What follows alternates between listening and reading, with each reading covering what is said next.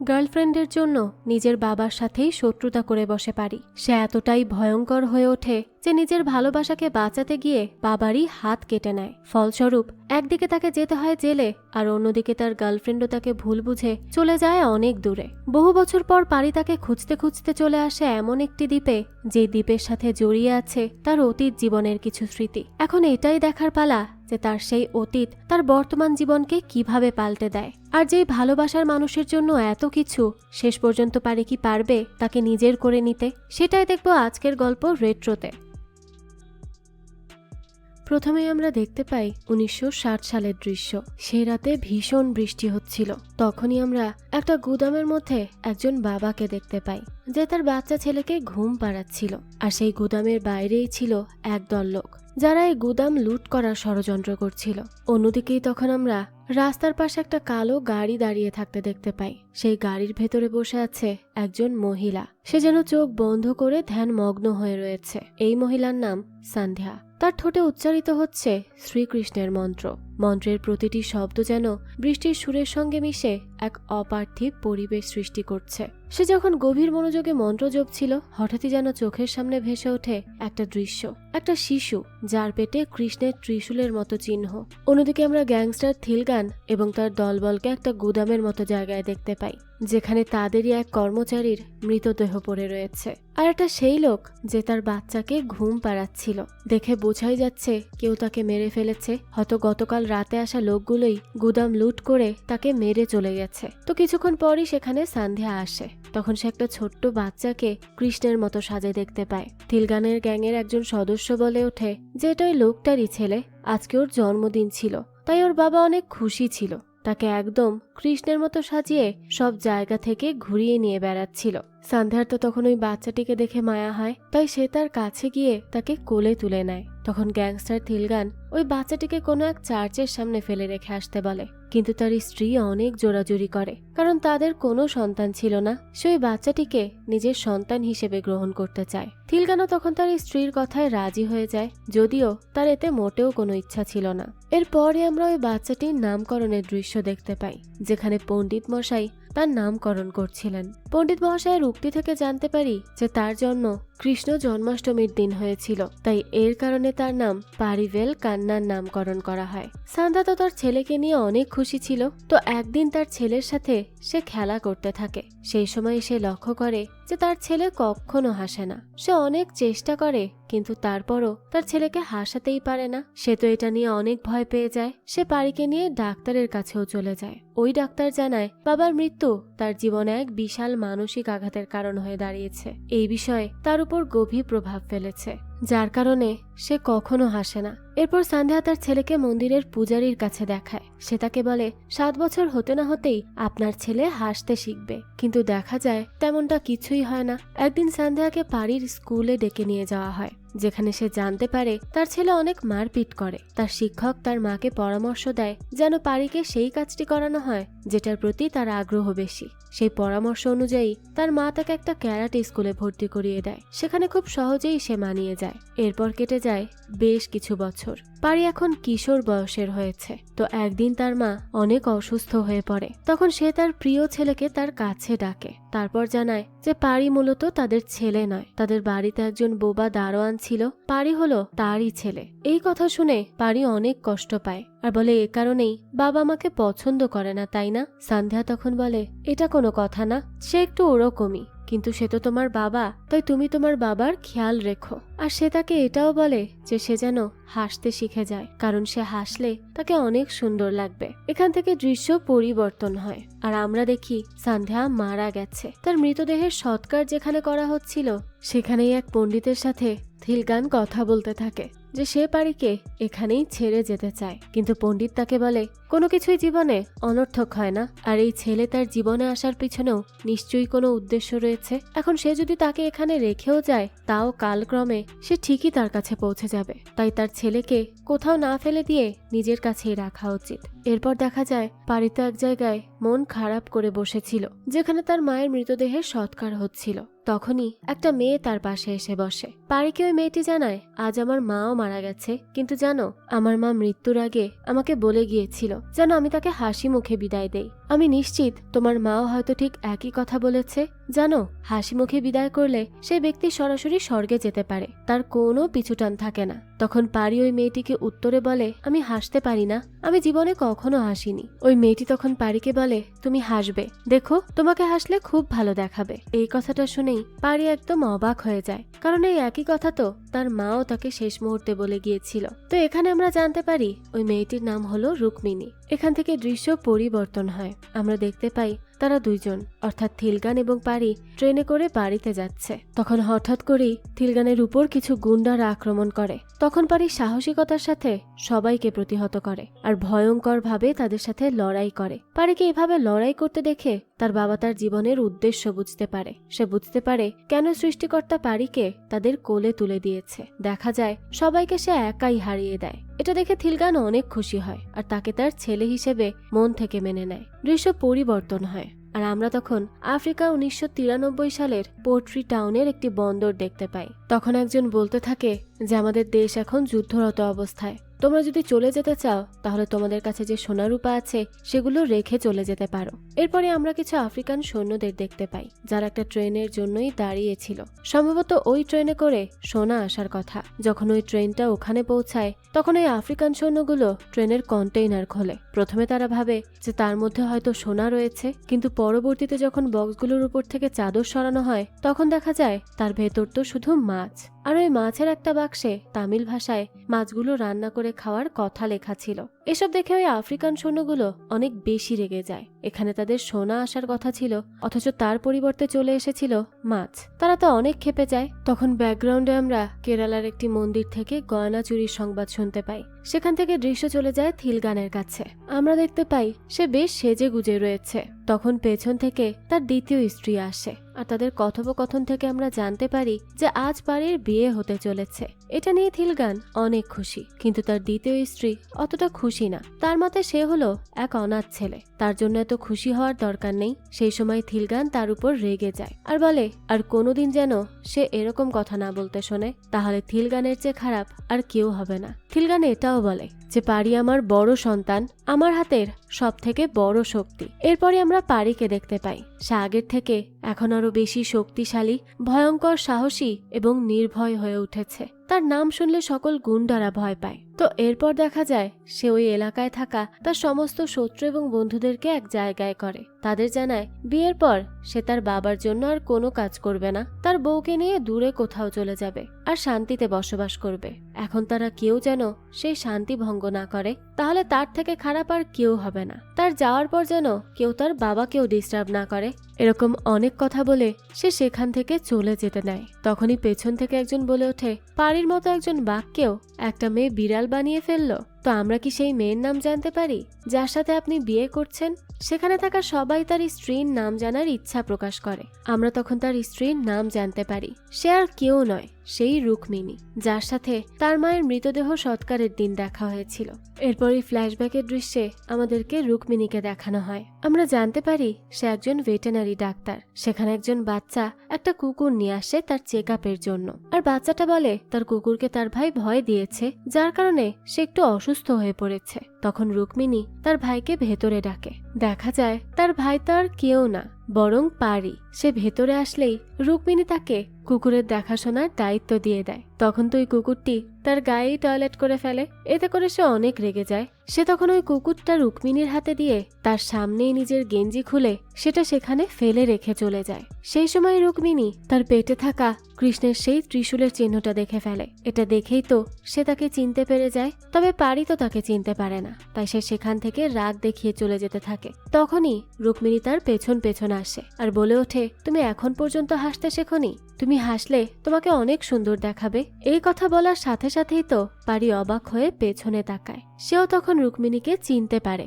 এখান থেকে দৃশ্য চলে যায় অতীতে, যেখানে আমরা দেখতে পাই যে সেদিন যখন রুক্মিণীর মা মারা গিয়েছিল সেদিন তার বাবা নেশায় বুঁদ হয়ে সেখানেই পড়েছিল। তাই তখন তার মায়ের মুখাগ্নি এই পারিই দিয়েছিল। আর এরপরই রুক্মিণী তার কাছে এসে কথা বলতে শুরু করে। তখন থেকেই তাদের পরিচয়। বর্তমানে পারি বলতে থাকে দীর্ঘ 14 বছর ধরে তারা একে অপরের সাথে দেখা করার জন্য অপেক্ষা করছিল। আজকে সেই দিন যেদিন তাদের দেখা হলো। সে বলতে থাকে, আমার দীর্ঘ 14 বছরের অপেক্ষা শেষ হলো আজ।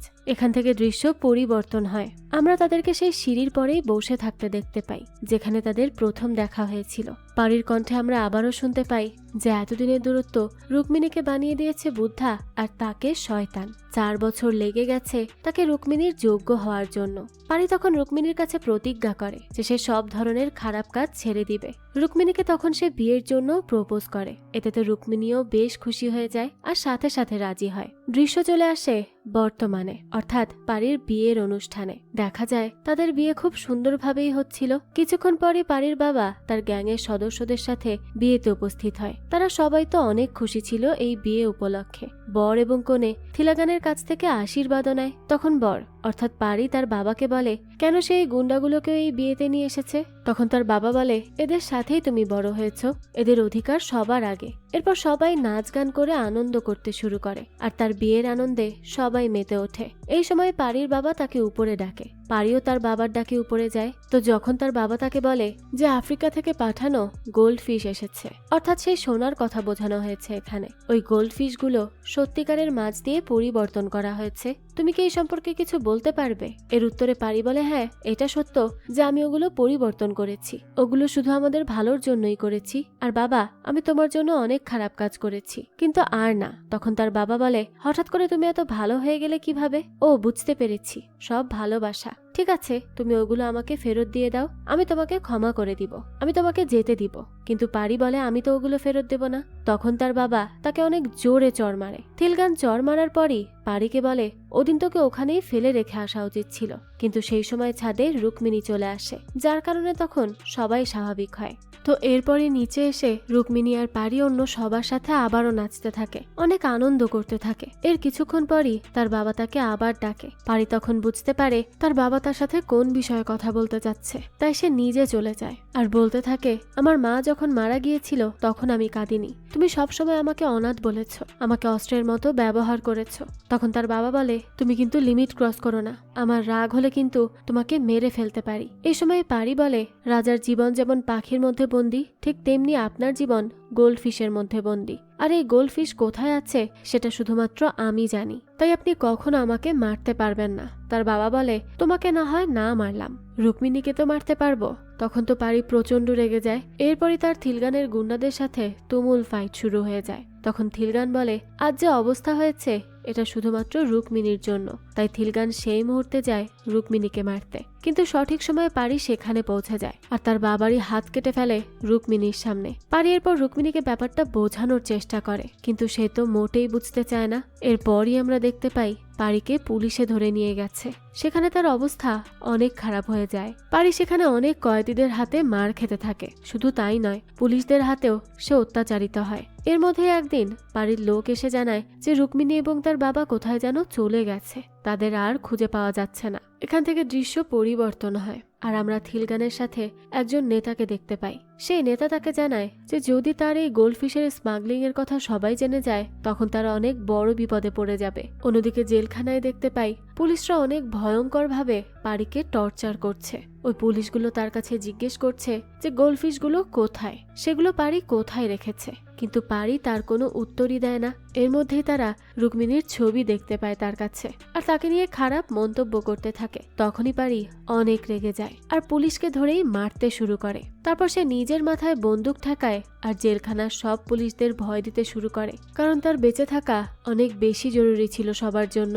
এর পাশাপাশি তাকে যেই কয়েদিরা মেরেছিল তাদেরকেও সে মারতে থাকে। ধীরে ধীরে জেলখানায় তার এক আতঙ্ক সৃষ্টি হয়ে যায়। সবাই তো তাকে সম্মান দিতে শুরু করে, সবাই তাকে ভয় পেতেও শুরু করে। অন্যদিকে আমরা ওই নেতা আর থিলাগানকে দেখতে পাই। তারা ওই গোল্ডফিশ পারির কাছ থেকে কিভাবে বের করবে সেই বিষয়ে আলাপ আলোচনা করছিল। তখন ওই নেতা থিলাগানকে একটা বুদ্ধি দেয় যে যদি তারা রুক্মিণীকে খুঁজে বের করতে পারে তাহলে আপনা আপনি গোল্ডফিশের খোঁজ তারা পেয়ে যাবে। তখন পারি নিজে এসেই তাদের গোল্ডফিশের খোঁজ দিয়ে যাবে। তাই খামোখায় ভাবে পারিকে মেরে তারা কোনো লাভ করতে পারবে না। এরপর দেখা যায় থিলাগান সুস্থ হয়ে ওই পুরোহিতের কাছে যায় আর তাকে খুব ভয়াবহভাবে মেরে ফেলে, কারণ ওই পুরোহিতের কথাতেই তো থিলাগান ওই দিন পারিকে নিজের সাথে নিয়ে এসেছিল।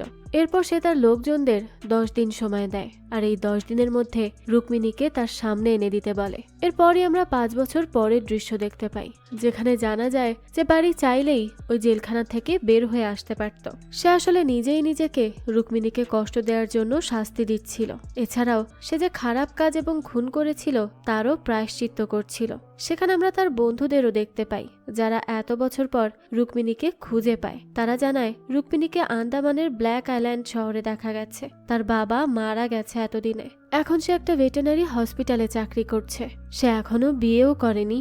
এসব জানতে পেয়ে পারি তো অনেক খুশি হয়। তখনই সে জেলখানা থেকে বের হতে চায়। রুক্মিণীর সাথে দেখা করার জন্য সে অনেক বেশি মরিয়া হয়ে ওঠে। তখনই সে এসপিকে জানায় যে সে এখন বের হতে চায়, কারণ অনেক আগে এসপিকে 10 লক্ষ টাকার বিনিময়ে এক ইন্টারন্যাশনাল হিউম্যান ট্রাফিকিং গ্যাং পারিকে ছাড়িয়ে নিতে চেয়েছিল। পারিকে তাদের গ্যাংয়ের মেম্বার বানাতে চেয়েছিল। এই বিষয়টা পারি জানতো। এই কারণে সে এসপির কাছে যায় এবং সেই ইন্টারন্যাশনাল গ্যাংয়ের সাথে যুক্ত হওয়ার জন্য রাজি হয়ে যায়। তখন এসপি পারিকে বের করে নিয়ে ওই ইন্টারন্যাশনাল হিউম্যান ট্রাফিকিং গ্যাংয়ের হাতে তুলে দিতে চায়, কিন্তু তখনই পারি সবাইকে মেরে সেখান থেকে পালায়। অন্যদিকে এই বিষয়টা থিলাগান জানতে পারে এবং ওই হিউম্যান ট্রাফিকিং গ্যাংকে খুঁজতে থাকে, কারণ একমাত্র পারি জানতো যে গোল্ডফিশ কোথায়। অন্যদিকে আমরা দেখি পারির বন্ধুরা একজন কমেডিয়ানকে ধরে নিয়ে আসে। সে বিভিন্ন জায়গায় কমেডি শো করে থাকে। তার সাথে পারির জেলখানায় দেখা হয়েছিল। তাকে ধরে নিয়ে আসার পেছনে একটা কারণ ছিল। রুক্মিণী যে ব্ল্যাক আইল্যান্ডে থাকতো সেখানে অপরিচিত কেউ ঢুকতে পারত না, এমনকি পুলিশও ঢুকতে পারত না। তারা প্ল্যান করেছিল যে ওই কমেডিয়ানকে নিয়ে পারি কমেডিয়ান সেজে সেই গ্রামে যাবে। এরপর আমরা ওই নেতাকে দেখতে পাই যে থিলাগানকে এসে থ্রেট দিতে থাকে, যদি সে ওই গোল্ডফিশ খুঁজে না বের করতে পারে তাহলে তাকে 20 বছরের জেল খাটাবে। তখন থিলাগান কিছুটা ভয় পেয়ে যায় আর জোরদারভাবে ওই ইন্টারন্যাশনাল হিউম্যান ট্রাফিকিং গ্যাংকে খুঁজতে থাকে। অনেক কষ্টের পর থিলাগান ওই এসপির মাধ্যমে তাদের খোঁজ পায়। দেখা যায় তারা হাসপাতালে ভর্তি ছিল। তারা থিলাগানকে জানায় ওই পারি তাদের সবাইকে মেরে পালিয়েছে আর এখন সেই ইন্টারন্যাশনাল হিউম্যান ট্রাফিকিং গ্যাংয়ের বস তাকে খুঁজছে। তাকে তারা মেরে ফেলতে চায়। তখন থিলাগান জানায় যে আমি তাকে জীবিত চাই। এরপর থিলাগান ওই এসপি কে মেরে ফেলে, কারণ ওই এসপির কারণেই আজ পারি জেলখানা থেকে বের হতে পেরেছে। এখান থেকে দৃশ্য পরিবর্তন হয় আর আমরা ব্ল্যাক আইল্যান্ডের দৃশ্য দেখতে পাই, যেখানে পারি একজন কমেডিয়ান সেজে সেই আইল্যান্ডে প্রবেশ করে। এরপর সে কমেডি করে সবাইকে হাসাতে থাকে। তার সাথে আরো কয়েকজন এসেছিল। এর কিছুক্ষণ পরই সেখানে এন্ট্রি হয় রুক্মিণীর। এত বছর পর পারিকে দেখে রুক্মিণী এক দৃষ্টিতে তার দিকে তাকিয়ে থাকে। এতদিন পর একে অপরকে দেখে তারা স্তম্ভিত হয়ে যায়। কিছু সময় একে অপরের দিকেই তাকিয়ে থাকে। তারপরে রুক্মিণী সেখান থেকে চলে যায়। তখনই তার পিছু পিছু পারিও যায় আর তার সাথে দেখা করে। তখন সে রুক্মিণীকে জানায় যে আমি এখন ভালো হয়ে গিয়েছি, আর কোনো অন্যায় কাজ করি না। এছাড়াও পারি রুক্মিণীকে তার ভালো হওয়ার সার্টিফিকেটও দেখায়, কিন্তু রুক্মিণী তার উপর বিশ্বাস করে না। সে বলে এটাও তোমার একটা মিথ্যা। পারি তখন তাকে অনেক বোঝানোর চেষ্টা করে, কিন্তু সে ব্যর্থ হয়। তাই তাকে নিরাশ হয়ে ওই দিন চলে যেতে হয়। এরপর আমরা দেখতে পাই যে রুক্মিণী একটা আহত হরিণের চিকিৎসা করছিল। সে ওই হরিণটিকে বাঁচানোর অনেক চেষ্টা করে, কিন্তু হরিণটি মারা যায়। রুক্মিণী তখন দেখতে পায় ওই হরিণটিকে গুলি করে মারা হয়েছে। তখন তো সেই বিষয়টি পুলিশকেও জানায় যে ওই হরিণটিকে কেউ গুলি করে মেরেছে। তখন জুনিয়র হান্টার নামে একজন ব্যক্তি সেখানে আসে। সেই আইল্যান্ডের একজন প্রভাবশালী ব্যক্তি ছিল। সে সবার সামনে এসে বলে যে আমি ওই হরিণটিকে গুলি করে মেরেছি। এছাড়াও সে ওখানে রুক্মিণীর সাথে খারাপ আচরণ করতে থাকে। এই ব্যাপারটা তো পারিও দেখতে পায়। এসব দেখে সে তো খুবই রেগে যায়। সে আর নিজের রাগ কন্ট্রোল করতে না পেরে সেখানে থাকা একটা দরজাই ভেঙে ফেলে। এতে করে দেখা যায় যে একটা মন্দিরের দরজা খুলে যায়, যেটা বহু বছর ধরে আটকানো ছিল। সেই মুহূর্তে সবাই থমকে দাঁড়ায়, হাত জোর করে ওই মন্দিরের সামনে প্রার্থনা করতে শুরু করে। বিষয়টা দেখে পারি কিছুটা অবাক হয়। এরপরই জুনিয়র হান্টার পারিকে পরের দিন তার আস্তানায় আসতে বলে। সেই কথা অনুযায়ী পারি পরের দিনই তার আস্তানায় পৌঁছায় এবং তাদের সবাইকে খুব মারে। যাওয়ার সময় সে বলে যায় যে পরের দিন রুক্মিণীকে সাথে করে নিয়ে আসবে, তারা যেন তার কাছে ক্ষমা চায়। এরপরই পারি সেখান থেকে রুক্মিণীর কাছে পৌঁছায়। সেখানে তাদের ভেতর কিছু কথোপকথন হয়। পারি জানায় আমি সত্যিই ভালো হয়ে গেছি, তার প্রমাণ আমি তোমাকে কালকে দিব। বিশ্বাস করো, তুমি কালকে বুঝতে পারবে যে আমি সত্যিই ভালো হয়ে গেছি। একথা বলেই সে সেখান থেকে চলে যায়। দৃশ্য এখানে পরিবর্তন হয় আর আমরা জুনিয়র হান্টারকে দেখতে পাই। সে ওই ইন্টারন্যাশনাল হিউম্যান ট্রাফিকিং গ্যাংয়ের সাথেই বসেছিল। তারা মার খেয়ে ওই গ্যাংয়ের সবাইকে ডেকেছিল পারি সম্পর্কে জানানোর জন্য। তখনই আমরা জানতে পারি যে এই আইল্যান্ডটা মূলত এই গ্যাংয়েরই। সেই মুহূর্তে কথা অনুযায়ী পারি রুক্মিণীকে সেখানে নিয়ে আসে। তখন এই গ্যাংয়ের সবাই পারিকে চিনে ফেলে, কারণ ওই দিন পারি এদের সবাইকে মেরেছিল। সেই মুহূর্তে তারা থিলাগানকে কল দেয় আর জানায় যে পারি ব্ল্যাক আইল্যান্ডে রয়েছে বর্তমানে। সে আরও জানায় যে তার সাথে রুক্মিণী নামে একটা মেয়েও আছে। এই কথা শুনে থিলাগান তো অনেক খুশি হয়ে যায়, কারণ এতদিন ধরে তো তাদেরই সে খুঁজছিল। তখনই থিলাগান তাদের সবাইকে সাবধান করে দেয় আর জানায় তারা যেন কোনো পদক্ষেপ না নেয়, তাহলে পারি সতর্ক হয়ে যাবে আর সেখান থেকে সরে যাবে। তাকে খুঁজে পাওয়া তখন আরো বেশি কষ্টকর হয়ে যাবে। তারা আসলে এই সবকিছু সেই গোল্ডফিশের খোঁজ পাওয়ার জন্যই করছিল। তো এরপর থিলাগান আরো বলে যে আমি সেখানে আসছি, তোমরা একটু অপেক্ষা করো, যা করার আমি সেখানে এসে করব, তোমাদের কাউকে কিচ্ছু করতে হবে না। এরপরে থিলাগান তাদের পারির গলার আওয়াজ শোনাতে বলে, কারণ সে অনেকদিন ধরে ছেলের গলার আওয়াজ শুনেনি। মূলত সে শিওর হতে চাচ্ছিল যে এটা আসলেই পারি তো নাকি অন্য কেউ। এরপরে আমরা জুনিয়র হান্টারের আস্তানায় পারিকে রুক্মিণীর সাথে ঢুকতে দেখতে পাই। তারা পারিকে দেখে অনেক ভয় পেয়ে যায় আর রুক্মিণীর পা ধরে ক্ষমা চাইতে থাকে। তখন সেই সমস্ত কথা থিলাগান ফোনে শুনছিল। তাদের এই সমস্ত কথা শুনে সে নিশ্চিত হয় যে সত্যি পারি এবং রুক্মিণী সেখানেই রয়েছে। তো তারপরে রুক্মিণীকে নিয়ে পারি সেখান থেকে চলে যায়। পরবর্তীতে ওই গ্যাং মেম্বার থিলাগানকে ফোন করে আর জিজ্ঞেস করে এরাই কি তারা যাদের আপনি খুঁজছেন? থিলাগান বলে হ্যাঁ, এরাই তারা যাদের আমি এতদিন ধরে খুঁজছিলাম। তাদের সাথে কথা বলা শেষ করে থিলাগান ওই নেতাকে সেই মুহূর্তে কল করে আর তাকে জানায় অবশেষে পারিকে আমরা খুঁজে পেয়েছি। এইবার গোল্ডফিশের খবর আমরা খুব সহজেই পেয়ে যাব, কারণ পারির সাথে তার দুর্বলতা রুক্মিণীও রয়েছে। দৃশ্য পরিবর্তন হয়। সেখানে আমরা একটা প্রতিযোগিতার দৃশ্য দেখতে পাই। এই প্রতিযোগিতায় আমাদের দেখানো হয় সেই হিউম্যান ট্রাফিকিং গ্যাংয়ের বসের চেহারা। সে দেখতে খুবই ভয়ঙ্কর। সেখানে আমরা তার নামও জানতে পারি। এই গ্যাংয়ের বসের নাম হলো মাইকেল। তারপর মাইকেল যখন বসেছিল তখন এই গ্যাংয়ের এক সদস্য গিয়ে তাকে পারির বিষয়ে সবকিছু জানায়। অন্যদিকে ফাইনালি অনেক কষ্টের পর রুক্মিণী পারির প্রেম গ্রহণ করে নেয়। সে তাকে আবারও বিশ্বাস করতে শুরু করে আর জীবনে এই প্রথম পারি মন খুলে হাসতে থাকে। আর তার এই হাসি দেখে রুক্মিণীও খুব খুশি হয়ে যায় আর সে বলতে থাকে বাহ, তোমার হাসি এত সুন্দর। এভাবেই তারা নিজেদের মধ্যে সুন্দর সুন্দর সময় কাটাতে থাকে। কিন্তু সমস্যা এখনো রয়ে গেছে, কারণ এখন আর শত্রু একজন নয়, পারিকে এখন দুইজন শক্তিশালী শত্রুর মোকাবেলা করতে হবে। এখান থেকে দৃশ্য চলে যায় অতীতে। আমরা 1890 সালের ব্ল্যাক আইল্যান্ড দেখতে পাই। সেই সময় এই আইল্যান্ডে ব্রিটিশদের অধিপত্তি ছিল। তারাই এই পুরো জায়গা শাসন করত। তারা এখানে শ্রমিকদের দিয়ে রাবার চাষ করাতো। এই শ্রমিকরা মূলত ভারতীয় শ্রমিক ছিল। ব্রিটিশরা তাদের উপর অনেক অত্যাচার করত আর জোর করে তাদের দিয়ে রাবার চাষ করাতো। শ্রমিকদের অনেক কষ্ট ছিল, কিন্তু তারা কিছুই বলতে পারত না। 1960 সালে এই আইল্যান্ডের মালিক বদলে যায়, কিন্তু বদলায় না সেই পুরনো প্রথা। ওই নতুন মালিকও শ্রমিকদের উপর অমানবিক অত্যাচার করত আর তাদের দিয়ে জোর করে রাবার চাষ করাতো। তারা গাছ দিয়ে রাবার বের করিয়ে নিত। মূলত এই কাজটা এখনো করছে মাইকেল। এই আইল্যান্ডে যখনই কোনো ছেলে হতো তখন মাইকেল ওই ছেলের বুকে একটা সিল মারত। অর্থাৎ যখনই ওই ছেলেদের বয়স 12 হতো তখনই ওই গ্যাংয়ের মেম্বাররা তাদের জিম্মি করে নিত আর সেই বাচ্চাদের দিয়ে রাবার চাষ করাতো। সে এতটাই খারাপ ছিল। এ কারণে বাচ্চাদের মা বাবারাও অনেক কষ্ট পেত, কিন্তু তাদের কান্নার কোনো মূল্যই দিত না মাইকেল। এর মধ্যেই ঘটে এক ভয়ঙ্কর ঘটনা। এক মা তার ছেলেকে তার বাবাকে দেখাতে চেয়েছিল, কিন্তু এখানেই মাইকেল চরম নির্মমতার পরিচয় দেয়, কারণ সেই মুহূর্তেই সে ওই ছেলের বাবাকে এসে মেরে ফেলে। তখন একজন লোক এসব সহ্য করতে না পেরে বলে ওঠে যে আপনারা তো রাজা, আপনারাই যদি আমাদের সাথে এরকম অমানবিক আচরণ করেন তাহলে আমরা কোথায় যাব? আমাদের জীবনটাও তো জীবন। সে আরো বলে একদিন ঠিকই এমন একজন আসবে যে আমাদেরকে এই অত্যাচার থেকে রক্ষা করবে। তখন মাইকেল বলে এখানে শুধুমাত্র আমারই রাজত্ব চলবে, এখানে আমিই রাজা, কারো এত সাহস নেই যে আমার সাথে লড়াই করবে। অন্যদিকে আমরা তখন পারিকে দেখতে পাই যে আয়নার সামনে দাঁড়িয়ে একা একাই হাসছিল। তখনই তার বন্ধুরা এসে পেছন থেকে তাকে দেখে আর বলতে থাকে বাহ, আমাদের পারি দেখি হাসছে।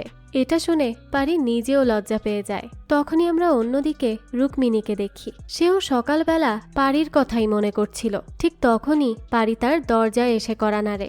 দরজা খুলে পারিকে দেখেই তো সে খুব খুশি হয়ে যায়। এরপরই দেখা যায় রুক্মিণী পারিকে পুরো আইল্যান্ড ঘুরে ঘুরে দেখাচ্ছিল। তারা দুজন তো বেশ এনজয় করছিল। তখন হঠাৎ করেই পারির একটা পাগল মহিলার সাথে দেখা হয়। তখন পারি জানতে পারে এই মহিলা তার সন্তানের শোকে পাগল হয়ে গেছে। সবাই তো তার কাছে আসতে ভয় পেত, কিন্তু পারি যখন তার কাছে যায় তখনই সে শান্ত হয়ে যায়। এরপরই সে তাকে তার কমেডি শোতে নিয়ে আসে।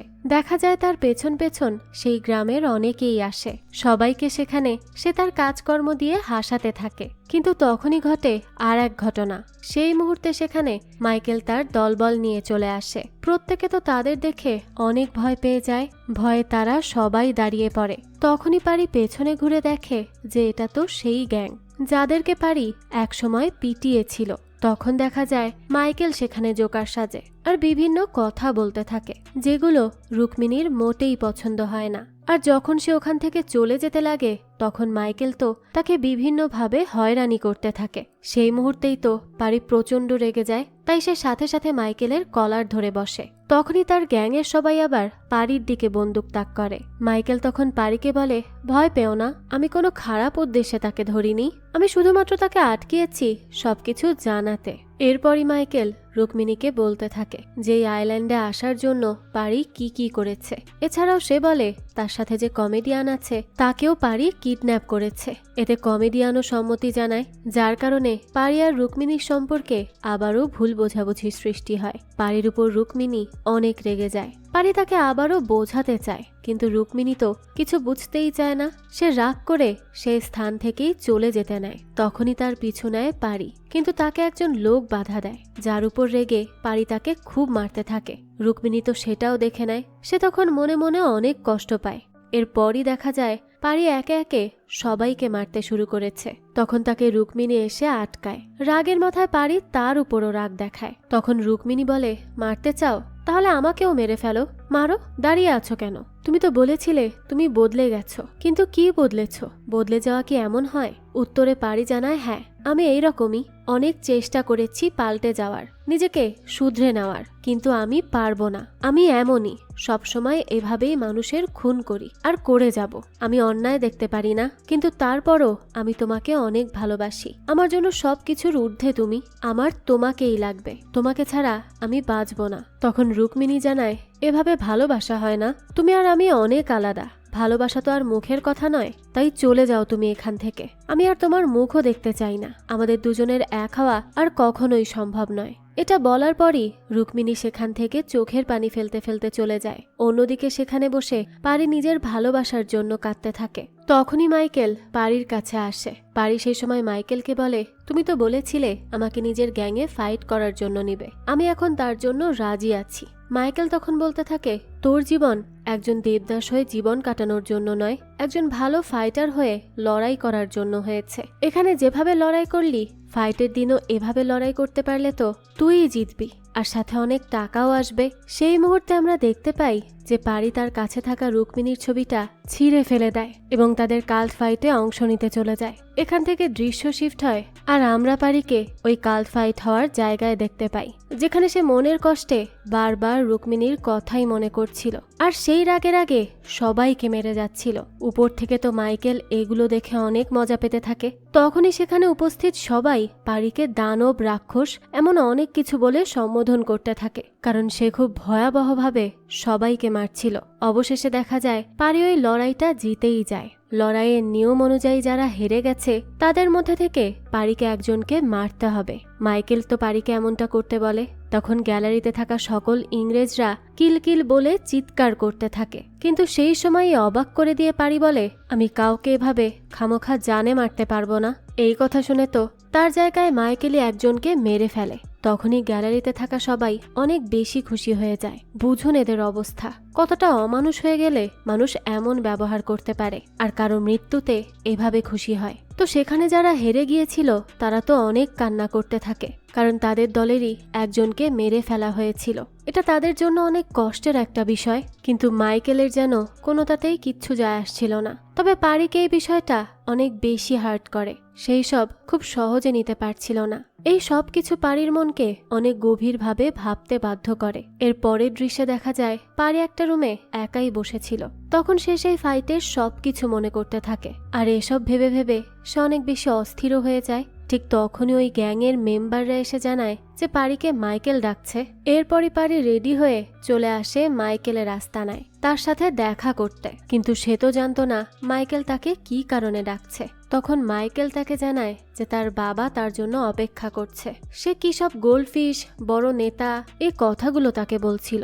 তার অবশ্য এসব পলিটিক্স নিয়ে কোনো মাথা ব্যথা নেই, তাই সে যেন তার বাবার সাথে গিয়ে কথা বলে আসে। তাছাড়া তারা রুক্মিণীকেও কিডন্যাপ করে নিয়েছে সেই গোল্ডফিশ কোথায় রয়েছে সেটা জানার জন্য। এখন সে যদি গোল্ডফিশের লোকেশন বলে দেয় তাহলেই তারা রুক্মিণীকে ছেড়ে দিবে। এখন সেই ডিসাইড করুক সে কি করবে। মাইকেল তখন তাকে বলে ঠিক আছে সে যাবে, তবে যাওয়ার আগে সে কি একটু তার কাছ থেকে ড্রিঙ্ক করতে পারে। মাইকেল বলে হ্যাঁ অবশ্যই। আসলে মাইকেল নিজেও ওই গোল্ডফিশের ধান্দায় ছিল। বুঝুন এই মাইকেল কতটা শয়তান। নিজের সুবিধার জন্য পারিকে দিয়ে নিজের টিমে ফাইট করালো, আর এখন সেই গোল্ডফিশের লোভে পড়ে পারির বাবার দলের সাথে হাত মিলিয়েছে। যাক, তো পারি তখন তাকে কিচ্ছু বলে না। সে চুপচাপ তার ড্রিঙ্ক করতে থাকে। বেশ আয়েশ করে ড্রিঙ্ক করে সে বাইরে আসে। তখন তার সব বন্ধুরা তাকে বলতে থাকে এই দুই দল হাত মিলিয়েছে আর তারা রুক্মিণীকেও কিডন্যাপ করে নিয়ে গেছে। পারি তখন বলে জানি, আমার এখন মনে হচ্ছে বাবাকেও জোক শোনানোর সময় হয়ে গেছে। এই বলেই সে থিলাগানের কাছে চলে যায়। সে তো গান বাজিয়ে নাচতে নাচতে তার বাবার সাথে দেখা করে, কিন্তু তখনই দেখা যায় থিলাগান তার নকল হাত দিয়ে এক ঘুষি মেরে দেয়। পারি তো সাথে সাথেই সেখানে পড়ে যায়। তখন পারির সাথে আসা মাইকেলের লোক বলতে থাকে এটা কি করলেন, এখন যদি মারা যায়? থিলাগান বলে এত সহজেও মরবে না। তো ঠিকই দেখা যায় একটু পরে পারি উঠে বসে আর হাসতে থাকে যে কি সবাইকে চমকে দিলাম তাই না। তো সেই সময় সে সেখানে রুক্মিণীকে দেখতে পায়। তারা রুক্মিণীকে সেখানেই আটকে রেখেছে। এটা দেখেই তো তার মেজাজ গরম হয়ে যায়। তারপরও সে কিচ্ছু বলে না, চুপচাপ সব সহ্য করতে থাকে। এরপরই দেখা যায় পারি তার বাবাকে বলতে থাকে যে ঠিক আছে আমি আপনার সাথে কথা বলবো, কিন্তু একটু ড্রিঙ্ক করতে করতে। তার বাবাও তখন এটা মেনে নেয়। এরপর সে থিলাগানকে বলতে থাকে ধরুন আমি আপনাকে গোল্ডফিশের লোকেশন বলে দিলাম, কিন্তু এরপরে কি নিশ্চয়তা আছে যে আপনি রুক্মিণীকে আর আমাকে ছেড়ে দিবেন, আমাদেরকে আপনি মেরে ফেলবেন না? এমনও তো হতে পারে যে আপনি আমাদেরই ক্ষতি করে দিলেন, তো এর কি গ্যারান্টি আপনি দিতে পারেন? তখন থিলাগান জানায় আমি তোমাকে এতদিন বাঁচিয়ে রেখেছি, এটাই হচ্ছে সবচেয়ে বড় গ্যারান্টি, না হলে তো এতদিনে মেরেই ফেলতে পারতাম। তো পারি উত্তরে বলে আমি এসবে বিশ্বাস করি না, আপনি এখনই আপনার নেতা ধর্মেন্দারকে ফোন করুন, যদি সে গ্যারান্টি দেয় তারপরই আমি আপনাকে গোল্ডফিশের আসল লোকেশন জানাবো, তার আগে নয়। তারপরই দেখা যায় থিলাগান ওই নেতাকে কল করে। তখন ওই নেতা পারিকে নিশ্চয়তা দেয় যে যদি সে গোল্ডফিশের লোকেশন সম্পর্কে বলে দেয় তাহলে তাকে আর রুক্মিণীকে কেউ স্পর্শ পর্যন্ত করবে না, তাই তার কোনো চিন্তা নেই, সে শুধু ঠিকানাটা বলুক। অন্যদিকে তখন আমরা দেখতে পাই যে থিলাগানের আরেক ছেলে ভিকিকে কেউ কিডন্যাপ করে নিয়ে যাচ্ছে, অর্থাৎ তার দ্বিতীয় স্ত্রীর ছেলে। এদিকে তো এত কিছুর পরও থিলাগান পারিকে গোল্ডফিশের লোকেশন সম্পর্কে বলতে বলে, কিন্তু পারি তখন তাকে লোকেশন সম্পর্কে না বলে আবল তাবল বলতে থাকে। এতে তো থিলাগান অনেক রেগে যায়, আর যখনই তাকে মারতে যাবে তখনই দেখা যায় তার কল আসে। পারি তখন বলতে থাকে আপনার দ্বিতীয় ছেলে ভিকি ঠিকঠাক আছে তো, ওকে আবার কেউ কিডন্যাপ করে নেয়নি তো? সেই সময় আমরা বুঝতে পারি মূলত পারির লোকেরাই ভিকিকে কিডন্যাপ করেছিল। যাক, তো দেখা যায় থিলাগানকে তার দ্বিতীয় স্ত্রী কল করেছে। সে তাকে জানায় যে তাদের সন্তানকে কেউ কিডন্যাপ করেছে। এই কথা শুনে তো থিলাগান আরো রেগে যায়। হঠাৎ করে সেই সময় মাইকেলের গ্যাং থিলাগান এবং তার গ্যাংয়ের উপর বন্দুক তাক করে। এর থেকেই আমরা বুঝতে পারি যে মাইকেলের সাথে বহুত আগেই পারি কোনো একটা প্ল্যান করে এখানে এসেছিল। আর এই মাইকেল তো সুবিধাবাদী, যেখানে তার সুবিধা সে সেই পার্টির সাথেই থাকবে। তো পারি তখন থিলাগানকে জানায় যে যদি সে তার ছেলেকে ফেরত পেতে চায় তাহলে যেন সে তার মাথা থেকে গোল্ডফিশের চিন্তা বাদ দিয়ে দেয়। কোনো উপায় না থাকায় থিলাগান তখন তার ছেলেকে বাঁচাতে এই প্রস্তাবে রাজি হয়ে যায়। এরপরই পারি রুক্মিণীর সাথে কথা বলতে চায়, কিন্তু রুক্মিণী তার সাথে কথা না বলেই চলে যায়। এতে করে সে অনেক কষ্ট পায়। যায়। পারি তখন অন্য একজনকে মারে, যেটা আবার রুক্মিণী দেখে ফেলে। সে আসলে এটা রাগের চোটে করছিল। রুক্মিণী তো তখন তার সাথে রাগ দেখিয়ে সেখান থেকে চলে যায়। এরপর আবারও দৃশ্য শিফট হয়। আমরা দেখতে পাই মাইকেল এবং পারি পার্টি করছিল। পারির মন খুব খারাপ ছিল, যা দেখে মাইকেল তার জন্য এই পার্টির আয়োজন করেছিল। এখানে পারি প্রচুর পরিমাণে ড্রিঙ্কও করে। সবাই সেখানে অনেক মজা করছিল। ঠিক সেই মুহূর্তে ওইখানে মাইকেলের বাবা চলে আসে আর এই পার্টিটা বন্ধ করায়। তারপর সে মাইকেলকে নিয়ে কথা বলার জন্য একটা আলাদা জায়গায় যায়। সেখানে সে মাইকেলকে বলে, তুমি কেন ওর সাথে পার্টি করছিলে? ও তো তোমার দাস, আর তারপরও আমার ওকে দেখে মোটেই ভালো লাগছিল না। তখন মাইকেল তার বাবাকে জানায় পারিকে সে লন্ডনের এক কাল্টের কাছে 6 কোটি টাকা দিয়ে বিক্রি করে দিয়েছে, যেখান থেকে সে 2 কোটি টাকাও পেয়ে গেছে। এছাড়াও সে জানায় পারির কাছ থেকে গোল্ডফিশের লোকেশনও সে পেয়ে গেছে। এখান থেকে আমরা জানতে পারি গোল্ডফিশের দাম মূলত 120 কোটি টাকা, যেটার পরিমাণ আসলেই অনেক বেশি। এই কারণে মূলত থিলাগান ওই গোল্ডফিশ পাগলের মতো খুঁজছিল। অন্যদিকে আমরা পারিকে দেখতে পাই যে ড্রিঙ্ক করে জঙ্গলের দিকে চলে আসে। সেখানেই পারির দেখা হয় কাল্টে যাদের সাথে তার ফাইট হয়েছিল তাদের সাথে। কিন্তু এরপর সে সমুদ্রের তীরে বসে ড্রিঙ্ক করছিল। তখনই ওই কাল্টের সবাই এসে তাকে অনেক মারে। সেই সময় তাদের থেকে বাঁচতে পারি সমুদ্রে ঝাঁপ দেয়। তখনই তো তারা সবাই পারিকে খুঁজতে থাকে, কিন্তু কেউই খুঁজে পায় না। তবে এর কিছুক্ষণ পরই দেখা যায় পারি ওখানে থাকা একটা নৌকার উপর উঠে দাঁড়ায়। সেই মুহূর্তে ওই লোকগুলো তার পেটে সেই কৃষ্ণের ত্রিশূলের চিহ্ন দেখতে পায়। সবাই তো এটা দেখেই পারির সামনে মাথা নত করে আর তাকে সম্মান জানাতে থাকে। পারি তো তখন এই দৃশ্য দেখে খুবই অবাক হয়ে যায়। সে তো বুঝতেই পারে না এর কারণ কি। তখন তাদের মধ্যে একজন জানায় বহু বছর আগে তাদের পূর্বপুরুষ অনেক পরিশ্রম করে একটা সোনার ত্রিশূল বানিয়েছিল। আজ থেকে প্রায় 35 বছর আগে জাদামণি মন্দিরের বার্ষিকীতে রাজা মিরাসুকে সেই ত্রিশূল আমরা উপহার হিসেবে দিয়েছিলাম। এরপর রাজা মিরাসু সেই ত্রিশূল নিয়ে জাদামণি মন্দিরে যায়। তখন সেই মন্দিরের পুরোহিত তাকে জানায় এক চন্দ্রহীন রাতে বুকে ত্রিশূলের চিহ্ন নিয়ে জন্ম নিবে এক বালক, আর সেই রাজা মিরাসুর সাম্রাজ্য ধ্বংস করবে। আর সেই বালকের কাছ থেকেই সেই ত্রিশূল গ্রহণ করবে, তার কাছ থেকে নয়, কারণ তার হাত রক্তে রঞ্জিত। এসব শুনে রাজা মিরাসু অনেক রেগে যায় আর ওই পুরোহিতকে মারে। সে আরও নির্দেশ দেয় এরপর থেকে চন্দ্রহীন রাত অর্থাৎ অষ্টমীর দিন কোনো ছেলে শিশু জন্ম নিলে তার বুকে চিহ্ন থাকুক বা না থাকুক, রাজা সেই বাচ্চাকে নিজ হাতে মারবে। এরপর থেকে রাজার নির্দেশে চন্দ্রহীন রাতে যে ছেলে শিশুরই জন্ম হতো রাজা তাদের কুমিরের খাবার বানাতো। এর পরের 1 বছর ওই চন্দ্রহীন রাতে এক লোকের ঘরে একসাথে 2 ছেলের জন্ম হয়, যেখানে দেখা যায় ওই 2 ছেলের একজনের বুকে সেই ত্রিশূলের চিহ্ন ছিল। ওটা দেখেই সেই বাচ্চার বাবা সেই বাচ্চাকে নিয়ে আইল্যান্ড ছেড়ে পালিয়ে যায়। এতে করে ওই বাচ্চার মা সাথে সাথে পাগল হয়ে যায়। তখন তারা মনে করেছিল যে তাদের হয়তো আর কেউ বাঁচাতে আসবে না। এর মধ্যেই রাজার ছেলে বড় হয়ে যায়, আর সেটা আর কেউ না, মাইকেল। সে ওই আইল্যান্ডের সবার উপর অত্যাচার করতে শুরু করে। এসব কাহিনী থেকে আমরা বুঝতে পারি যে সেদিন পারি যেই পাগল মায়ের সাথে দেখা করেছিল সেটা মূলত তারই মা। আর এই কারণে সে ছোটবেলা থেকে কখনো হাসেনি, কারণ ওই গ্রামের প্রত্যেকের জীবনে অনেক দুঃখ ছিল, অনেক কষ্ট ছিল। তারা প্রায় হাসি ভুলেই গিয়েছিল। তখন এই সব ভেবে পারি কান্না করতে থাকে। এর মধ্যে সে তার আসল বাবাকেও খুঁজে পায়, যার সাথে সে কাল্টে লড়াই করেছিল সেটা মূলত তার বাবাই ছিল। তখনই পারি সিদ্ধান্ত নেয় যে তাদের সাথে থেকে সে কিভাবে ওই রাজার রাজত্ব শেষ করবে। অন্যদিকে আমরা থিলাগানকে দেখতে পাই, যাকে ওই নেতা অনেক শাসায়, কারণ সে ওই গোল্ডফিশের ঠিকানা বের করতে পারেনি। পরের দিনই শুরু হয় আবার কাল্টের ফাইট, কিন্তু এইবার পারি তার বাবা এবং তার লোকেদের জন্যই লড়াই করে। এখানে সে একটা বুদ্ধিমানের কাজ করে। সে বলে আগের দিন এদের সাথে সে লড়েছে, তেমন কোনো মজা পায়নি, তাই আজ লড়বে তার টিমের সাথে। এরপরই দেখা যায় পারি সবাইকে মেরে হারিয়ে দেয়। তারপর সে মাইকেলকে বলে আগের দিন আমি কাউকে মারতে পারিনি, কিন্তু আজ আমি 2 জন দুর্বল মানুষকে মারব। একজন হলো তুই আর অন্যজন হলো তোর বাবা। তখন পারি তার শরীরের ওই ত্রিশূলের চিহ্ন দেখায়, যা দেখে রাজা তো খুব ভয় পেয়ে যায় আর তার উপর হামলা করার অনুমতি দেয়। কিন্তু তারা যখন গুলি চালায় তখন পারির জন্য ওই আইল্যান্ডের সবাই হাতে ঢাল নিয়ে দাঁড়িয়ে পড়ে, যার কারণে একটা গুলিও তার গায়ে লাগে না। অন্যদিকে তারা তীর দিয়ে ওদের প্রতিহত করতে থাকে। যখন বন্দুকের গুলি শেষ হয় তখন শুরু হয় হাতে হাতে লড়াই। পারি শুরু করে মাইকেলের সাথে লড়াই এবং জীবনে প্রথমবারের মতো সে হাসে। হাসতে হাসতে সে মাইকেলকে মারে। তারপর তাকে সবার সামনে ঝুলিয়ে দেয়। এরপর সে আসে রাজার বাড়িতে।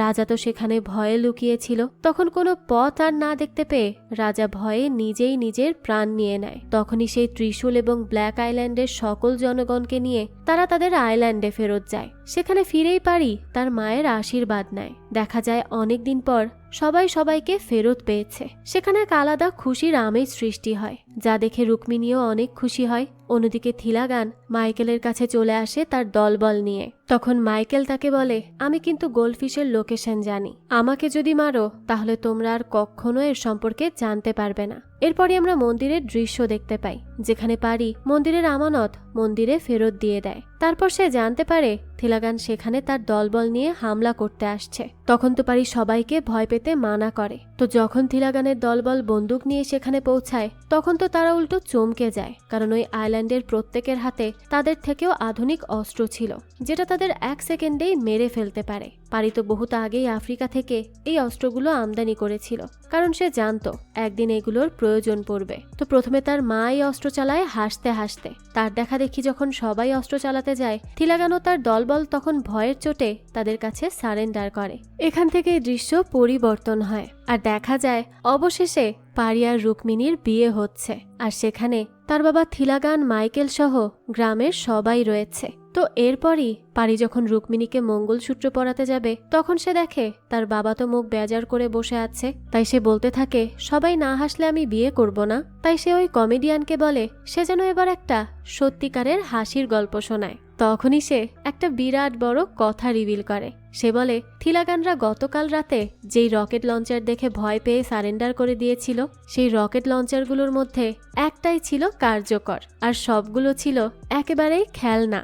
এসব শুনে তো থিলাগান আর মাইকেল দুজনেই অবাক হয়ে যায়। এরপর সে আরো বলতে থাকে যে তোমরা আসলে সেই অস্ত্র দেখে ভয় পাওনি, তোমরা ভয় পেয়েছো এই গ্রামবাসীদের হাসি দেখে। তার মানে এসব অস্ত্রের চেয়েও বেশি ভয়ঙ্কর মানুষের হাসি। হাসি দিয়েই আসলে সবকিছু জয় করা সম্ভব। এই কথা শুনে তো তখন সবাই হাসতে থাকে, এমনকি মাইকেলও। তারা সবাই তো খুব হ্যাপি ছিল। পরবর্তীতে দেখানো হয় এতদিন যেই গোল্ডফিশের কথা বলা হচ্ছিল সেগুলো আসলে রকেট লঞ্চার। আফ্রিকায় তো সেই সময় গৃহযুদ্ধ চলছিল, আর সেখানে অস্ত্র সাপ্লাই দিয়েছিল থিলাগানের পরিচিত সেই নেতা। আর এই কথা জানতে পেরে পারি সেই রকেট লঞ্চারগুলো গায়েব করে দেয়, যেগুলো এখন পুলিশ আন্দামানের জঙ্গল থেকে উদ্ধার করে নেয়, আর সেই নেতাকেও ধরে নিয়ে যায়। তো এই সব কিছু জানতে পেরে আর ছেলের এই কাণ্ড দেখে শেষমেশ থিলাগানও হাসতে বাধ্য হয়। আর সেও এখন পারিকে তার ছেলে হিসেবে মেনে নিয়েছিল।